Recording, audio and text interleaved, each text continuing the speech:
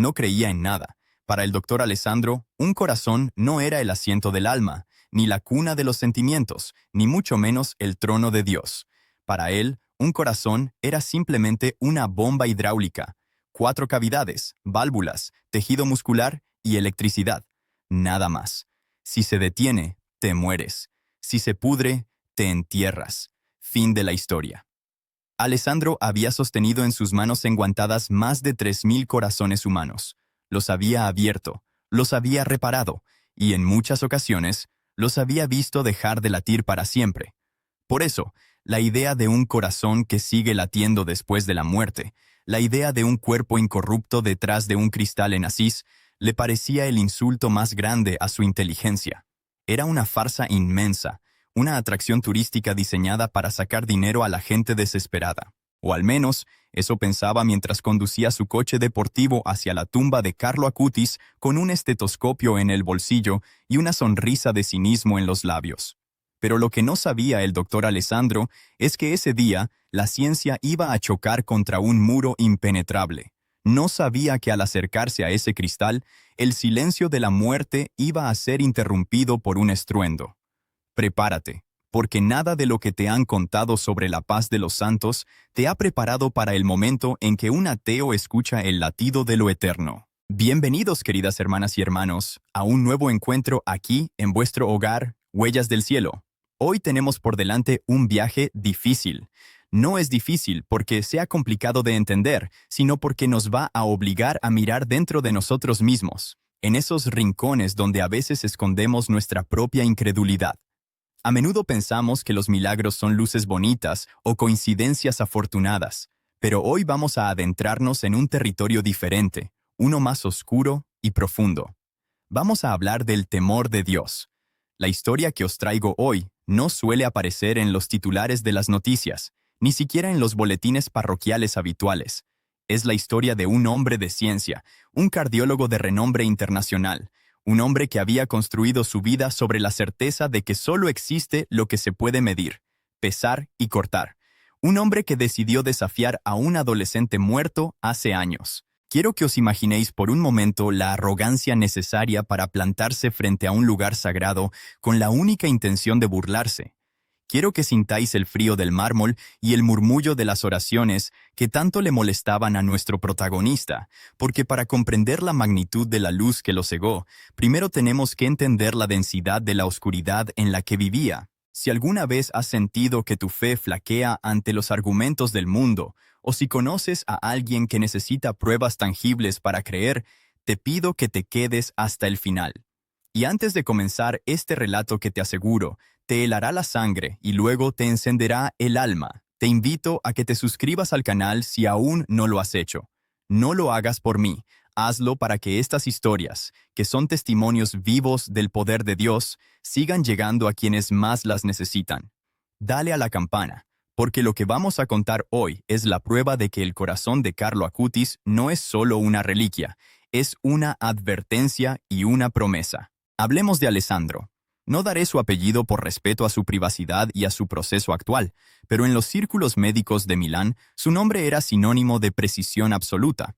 Alessandro no era un médico cualquiera, era el tipo de cirujano al que acudías cuando todos los demás te habían desahuciado. Su mente era una computadora rápida y fría. Para él, el cuerpo humano era una máquina biológica fascinante, pero una máquina al fin y al cabo. No había misterio. Solo mecanismos que aún no habíamos entendido del todo. Durante años, Alessandro se había declarado abiertamente ateo, pero no era un ateo pasivo, de esos que simplemente no les interesa la religión. No, él era un ateo militante. Le ofendía la fe. Le parecía que creer en Dios era una debilidad mental, una muleta para personas que no tenían el valor de enfrentar la realidad de que somos polvo y en polvo nos convertiremos, sin nada más allá. En las cenas del hospital, se burlaba de los capellanes que iban a dar la extrema unción. ¿Para qué le ponen aceite en la frente?, solía decir con una risa seca. Lo que ese paciente necesita es adrenalina, no magia medieval. Su conflicto con Carlo Acutis comenzó de manera casi accidental. Un día, una de sus pacientes, una madre joven que estaba a punto de perder a su hijo por una miocardiopatía severa, le dijo con lágrimas en los ojos: «Doctor, He puesto la foto del beato Carlo bajo la almohada de mi hijo. Sé que él cuidará de su corazón. Alessandro sintió una ira volcánica subir por su garganta. Él llevaba operando a ese niño 12 horas. Él había estudiado 20 años para saber cómo suturar una arteria del grosor de un cabello. Él había pasado noches sin dormir vigilando los monitores. Y ahora esta mujer le daba el crédito a un chico que murió de leucemia hace poco tiempo y que la iglesia había decidido convertir en santo. Aquella tarde, Alessandro fue a su despacho y en lugar de revisar expedientes, buscó en internet Carlo Acutis. Lo que encontró aumentó su desprecio. Un chico normal, con vaqueros y zapatillas, expuesto en una tumba en Asís. Leyó sobre el cuerpo incorrupto. Leyó sobre los informes que decían que sus órganos se mantenían intactos. «Imposible», murmuró golpeando la mesa. «Embalsamamiento, trucos de luces, cera, es todo una mentira para atraer turistas». La obsesión creció. No podía soportar la idea de que en pleno siglo XXI la gente siguiera creyendo que un corazón muerto podía tener algún tipo de poder. Así que, aprovechando un congreso de cardiología en Perugia, a pocos kilómetros de Asís, tomó una decisión. Iría allí, iría personalmente. No para rezar, por supuesto. Iría para ver con sus propios ojos de experto el fraude. Iría para diagnosticar la muerte. Imaginad la escena. Un hombre de 50 años, vestido con un traje impecable, conduciendo un coche de alta gama por las carreteras serpenteantes de Umbría. El paisaje era bellísimo, con los olivos plateados y el cielo azul profundo, pero Alessandro no veía nada de eso. Su mente estaba repasando los signos clínicos de la descomposición. Estaba preparando su discurso mental para desmontar el milagro. Iba a la tumba de un santo como quien va a una escena del crimen a desenmascarar al culpable. No sabía que el culpable, al final del día, sería él mismo. Al llegar a Asís, el ambiente le resultó insoportable. La paz que se respiraba en las calles de piedra, para él, era solo lentitud. Veía a los peregrinos caminando con rosarios en las manos y sentía una mezcla de lástima y desprecio. ¿Cómo pueden desperdiciar sus vidas hablando con el aire?, pensaba.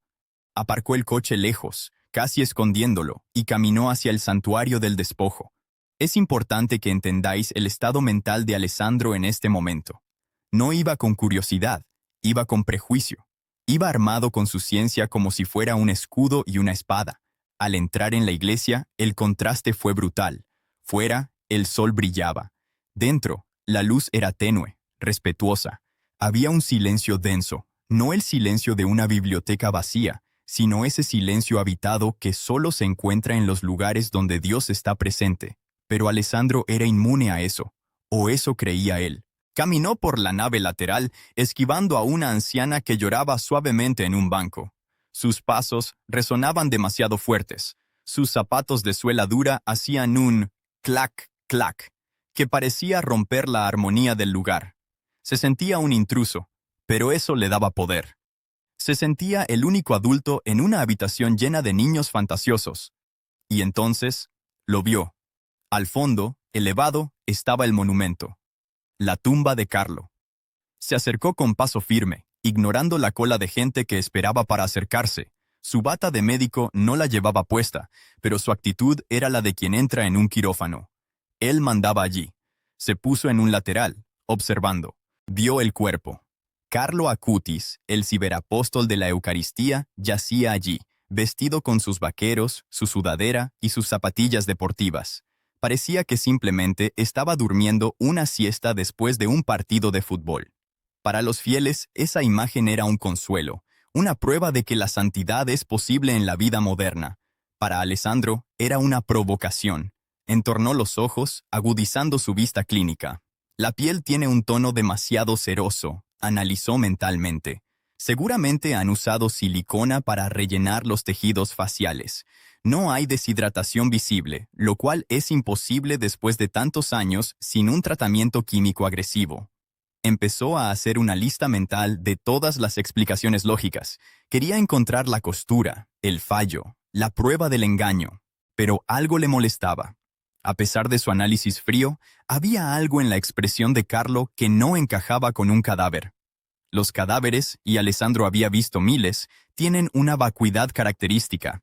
Es como si la casa estuviera vacía. Pero allí, detrás del cristal, no había vacío. Había presencia. Y eso irritaba al doctor más que cualquier otra cosa. Se quedó allí parado, cruzado de brazos, durante casi 20 minutos. Veía pasar a la gente, jóvenes con mochilas, monjas, familias enteras. Veía cómo tocaban el cristal, cómo cerraban los ojos, cómo algunos caían de rodillas. ¿Qué sienten?, se preguntaba con rabia. ¿Qué creen que está pasando? Es solo materia orgánica en descomposición detenida artificialmente.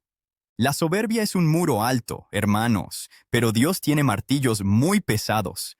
Alessandro estaba a punto de cometer el error de su vida, retar al cielo. En su mente, formuló un pensamiento directo, casi una oración blasfema. Si estás ahí, si eres algo más que huesos y piel tratada, demuéstralo. Haz algo. Pero no puedes, porque estás muerto. En ese momento, la iglesia se vació un poco. Era la hora de comer y el flujo de peregrinos disminuyó. Alessandro vio su oportunidad. Quería acercarse más, quería pegar su cara al cristal, quería buscar los signos de la muerte tan de cerca que nadie pudiera refutarlo. El doctor avanzó hasta quedar a escasos centímetros del sepulcro. No había nadie vigilando en ese instante preciso. O quizás los ángeles taparon los ojos de los guardias, porque lo que iba a suceder tenía que ser íntimo. Alessandro apoyó las manos en el borde de piedra. Estaba tan cerca que podía ver la textura de la tela de la sudadera de Carlo. Y entonces hizo algo que no había planeado, algo impulsivo. Sacó su estetoscopio del bolsillo interior de su chaqueta. Era un instrumento de alta precisión, un Littmann digital capaz de amplificar los sonidos más sutiles, diseñado para escuchar soplos cardíacos imperceptibles para el oído humano. Lo llevaba siempre consigo, como un talismán de su autoridad. «Vamos a ver qué dice la ciencia», susurró. Miró a los lados. Nadie le prestaba atención.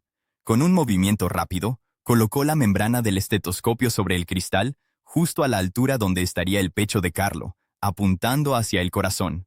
Esperaba silencio, el silencio absoluto de la piedra y el vidrio.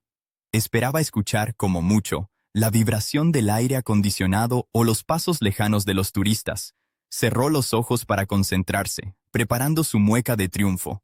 Lo sabía, nada. Pensó en el primer segundo, pero entonces el frío me paralizó. No el frío de la temperatura, sino un frío que subió desde sus dedos hasta su columna vertebral. A través de los auriculares empezó a escuchar un sonido. Al principio era bajo, como un eco lejano. Ruido ambiental, se dijo, intentando racionalizar.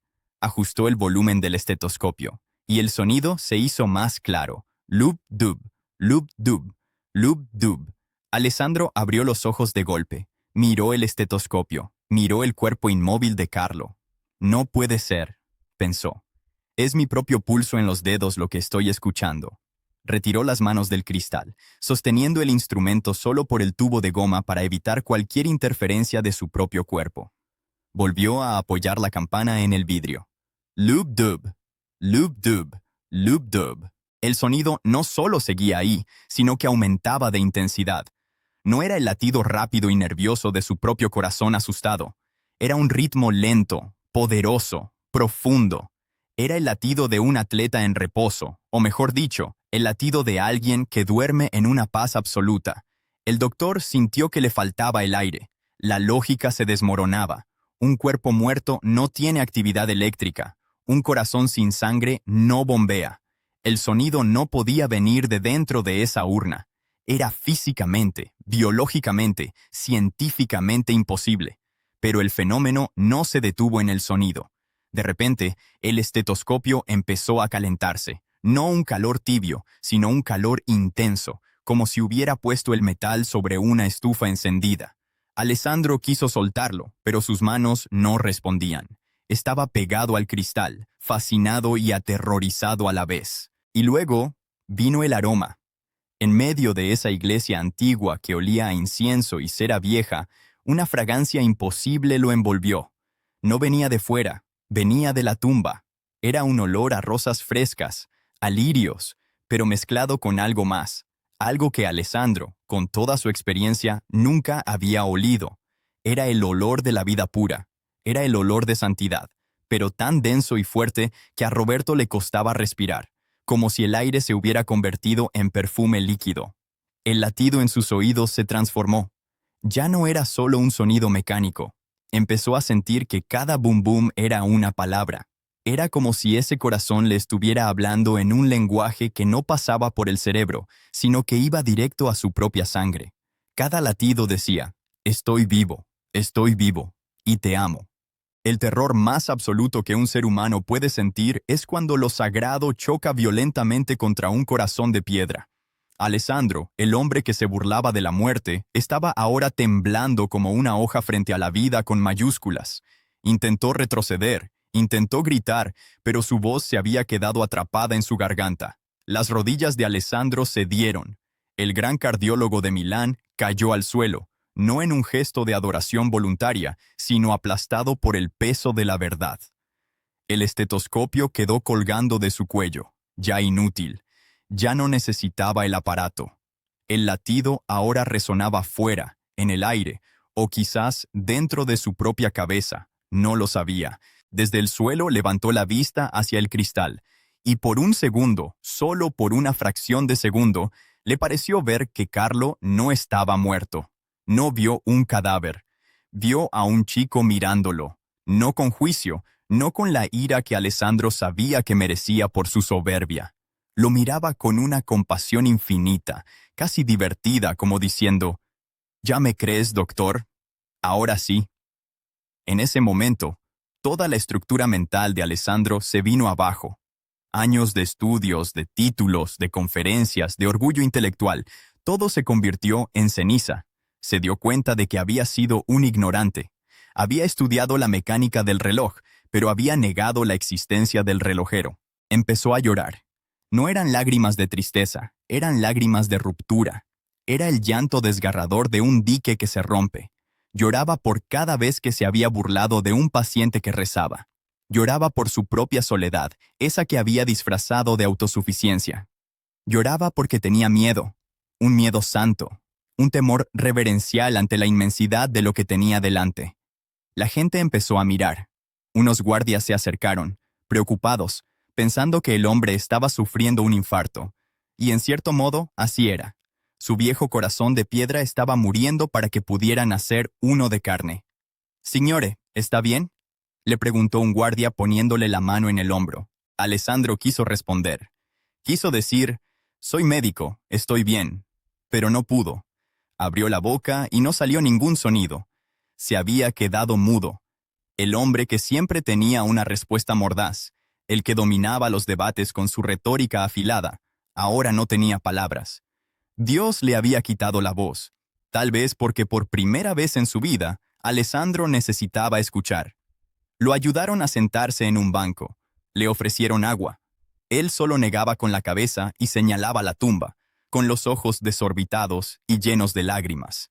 El olor a rosas seguía impregnado en su ropa, en sus manos, en su piel. El calor del estetoscopio le había dejado una marca roja en la palma de la mano, como una quemadura leve, un recordatorio físico de que no había sido una alucinación. Pasó allí horas, perdió la noción del tiempo. El atardecer cayó sobre Asís y la luz de la iglesia cambió. Alessandro seguía sentado mirando la tumba de Carlo. Poco a poco, el latido ensordecedor fue bajando de volumen hasta convertirse en una paz profunda, un silencio habitado.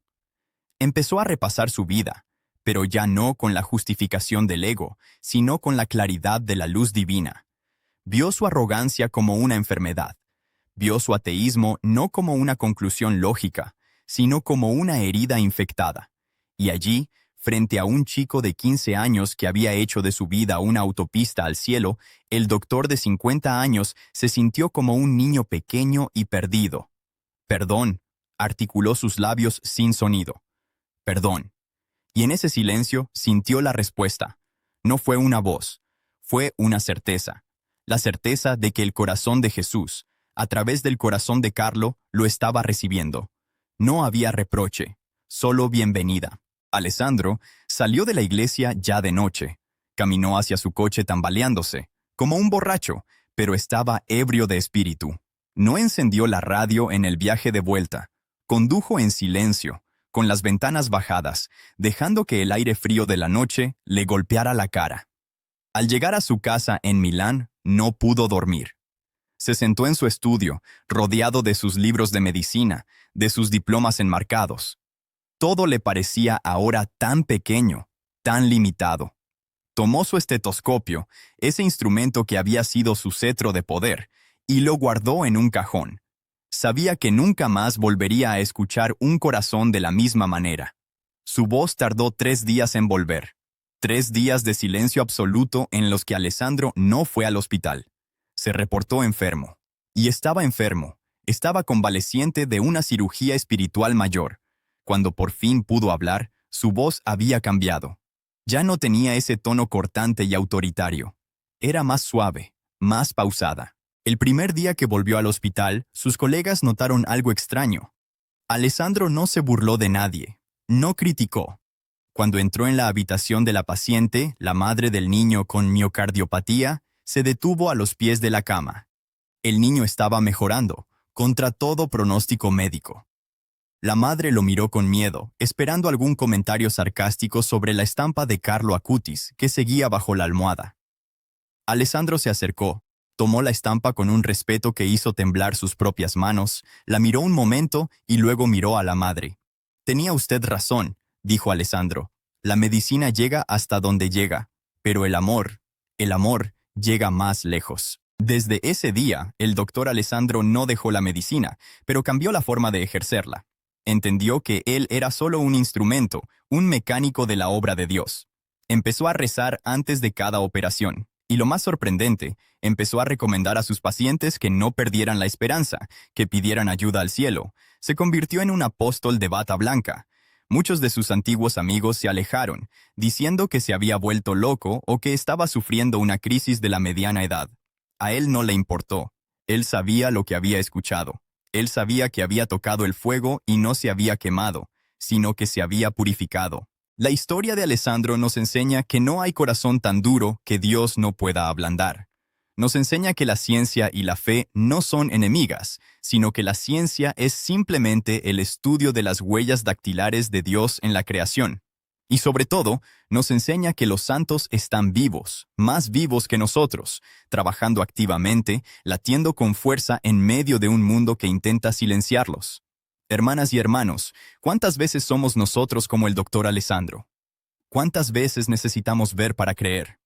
¿Cuántas veces nos acercamos a Dios con exigencias, con pruebas, con nuestro pequeño intelecto intentando medir el océano infinito de su gracia? El beato Carlo Acutis no hizo ese milagro para presumir. Lo hizo para rescatar a un alma. El latido que escuchó el doctor no fue solo un fenómeno físico, fue la llamada de Dios a la puerta de su vida. Y hoy, ese latido resuena para ti también. Si tienes dudas, si sientes que tu corazón se ha endurecido por el dolor, por la decepción o por el cinismo del mundo, te invito a que hagas lo mismo que hizo Alessandro, pero con humildad. Acércate. No hace falta que vayas a Asís. Acércate al sagrario. Acércate a la oración. Pon el oído de tu alma en el pecho de Cristo.